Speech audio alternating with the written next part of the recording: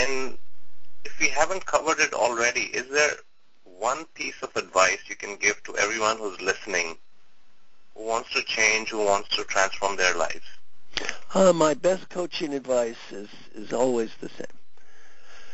Very simple. Take a deep breath. Imagine you're 95 years old. You're just getting ready to die. You're on your deathbed. Here comes your last breath. But before you take this breath, you're given a wonderful gift. The ability to go back in time and talk to the person that's listening to this interview. The ability to help this person be a better leader, a better middle manager. The ability to help this person, more important, have a better life. What advice would the wise 95-year-old you, who knows what was really important in life and what wasn't, and what matters and what doesn't, and what counts and what does not really count, what advice would this wise old person have for the you that's listening to this interview? I don't want you to say anything or do anything or write anything.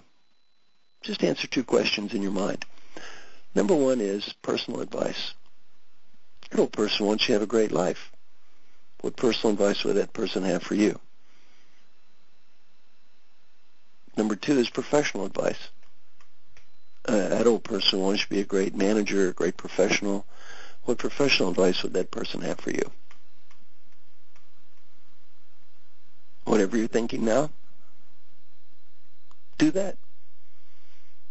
A friend of mine interviewed old folks who were dying and got to ask him this question: what advice would you have had? Three themes come up in the answer from old people facing death. The first thing we've already discussed: be happy now. Not next week, not next month, not next year. Be happy now. Many people on this call working 60, 80 hours a week. If you don't enjoy what you're doing, you're living in new age professional hell. It's not worth it. I've asked thousands of parents around the world this question. When my child grows up, I want my child to be. What's the number one answer from parents? More than every other word combined: happy. You want your child to be happy? You want your parents to be happy? You want the people who love you to be happy? You be happy. Number two is friends and family. On the personal side, do whatever you can to support your friends and family, and when you're old, you realize how important they are. And on the deathbed, you realize they're the only ones that care. And also, if you have a dream, go for it. Because if you don't when you're 35, you may not when you're 85. Business advice isn't much different. Number one, have fun.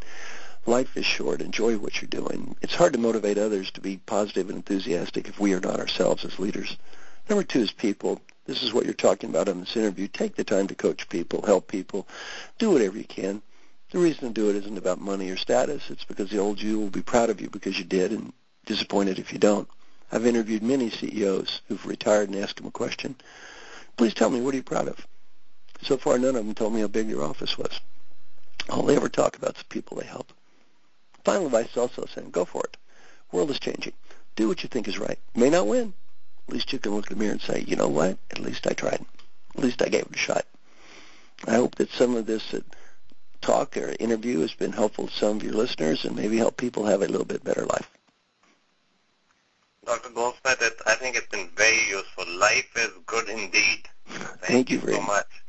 Thank you. I'm going to